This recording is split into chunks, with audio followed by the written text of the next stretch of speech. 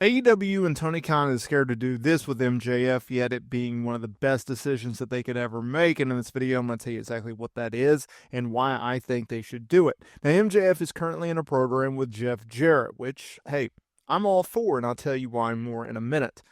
MJF, though, has been a pillar for this promotion. One of the originals since the promotion launched in 2019. We have seen him go from a heel to a babyface. We have seen him rise from like a phoenix into becoming one of the biggest stars, not only in AEW, but in the wrestling business. Whether you think he's overrated or underrated, he has proven that he can be a draw for AEW, which is something that the promotion desperately needs. Here's the reason why the MJF versus Jeff Jarrett feud has been so great.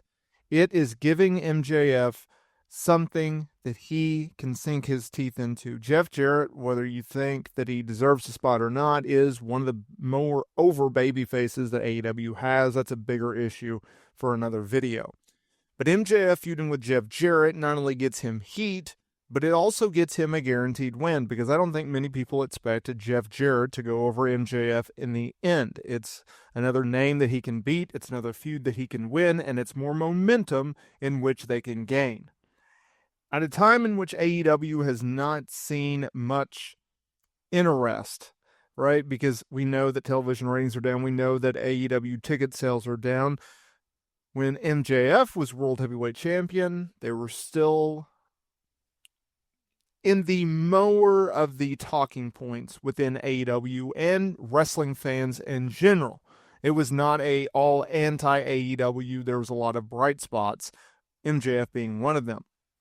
Now, we are going through the Death Rider storyline with Jon Moxley, and I believe that MJF should become world champion, but I'm afraid that AEW is scared to make MJF the world champion because they have put all of their ducks in a row with the Death Rider storylines. They have put all of the eggs in the basket of the Death Riders storyline, just like they did in early 2024 with the Young Bucks and Okada being the heel faction.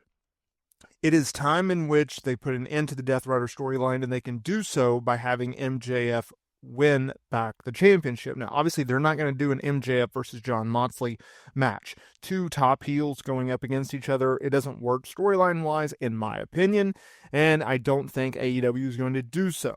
They are more of a babyface promotion. Therefore, I believe that you're going to need a top babyface, pick a name, and have them beat Jon Moxley before getting the belt back on MJF. That's how I would do it. That's what I think they should do, because you need AEW to be put in a position in which you do have a top star, but is someone that the fans are actually behind. And hear me out on this. MJF is one of the best heels. He's one of the more hated heels in wrestling, but he's also something in which AEW originals as well as casuals respect. The proof is in the pudding. He's able to draw for the promotion, in which not a lot of people are. That's one of the issues that AEW has. So if you put a guy that can draw, the guy that can go in there and have great matches, and more importantly, can tell a very good story on the microphone and gets casuals to actually watch AEW's programming, because he's one of the more interesting names that they have, right? If you look at social media metrics, if you look at YouTube metrics, ratings, etc., is he a name in which, if you put him on a billboard, if you put him on a promotional material, if you put him on a graphic and say, hey, MJF is going to do this, or MJF is going to be there, or this is what MJF does, if those metrics go up, which they do with MJF, that's the type of guy in which you want to build around. That's the type of guy that you want to put as your prominent top star, and more importantly, your prominent world heavyweight champion. Unfortunately, Jon Moxley doesn't do that right now. And clearly, the fans have voiced their opinion. They don't like the Death Rider storyline. So how do you get, A, the belt off of Jon Moxley, and B, get the belt back on MJF to hopefully right the ship and get things back on track for AEW? Because at the end of the day, I am not an anti-AEW guy. I'm not an anti-AEW channel. I want to see them succeed. But the first admission, or the first step to solving a problem, is admission. And AEW, to their credit, has started to help things out a little bit better in terms of they're announcing more things in advance, so you know, okay, this feud is going to happen or this match is going to happen and this is where we're going. But AEW, they also have to build up more stars. They cannot rely on a bunch of former WWE talent, which they have ultimately done. They have literally repeated the same problems that TNA did a decade ago, and it's a shame. But in a different scenario, AEW, they're actually profitable, they're making money, and they have a billionaire of a investor in Shad Khan. So they're going to be fine financially. They're not going away. Can we stop that narrative? But you also got to be realistic and go, okay, these are some realistic issues in which we have. MJF can help that, right? Because there's been a lot of dark spots in AEW. There's been a lot of bright spots. MJF has been a bright spot, right? Whether it's the early days of him costing Cody Rhodes the world title shot, him and his pairing with Chris Jericho, making Wardlow only for AEW to fall short with the booking of Wardlow, his pairing with Adam Cole, the whole Devil thing, just being a constant top star for the promotion, a constant draw, a constant someone that you can be proud of if you are a Tony Khan as, hey, this is my world champion.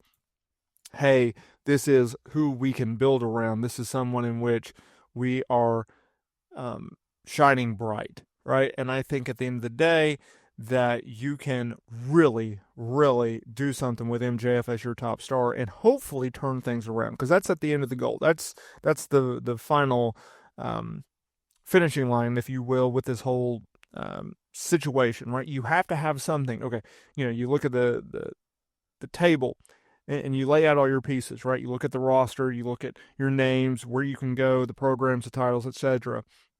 In AEW, they've tried to do that with the Young Bucks and Okada, and that did not work. Then they tried to do it with John Moxley and the Death Riders. Reportedly, John Moxley is just really running his own creative. Now, Tony Khan is still signing off on it and has final approval, but it's a John Moxley storyline.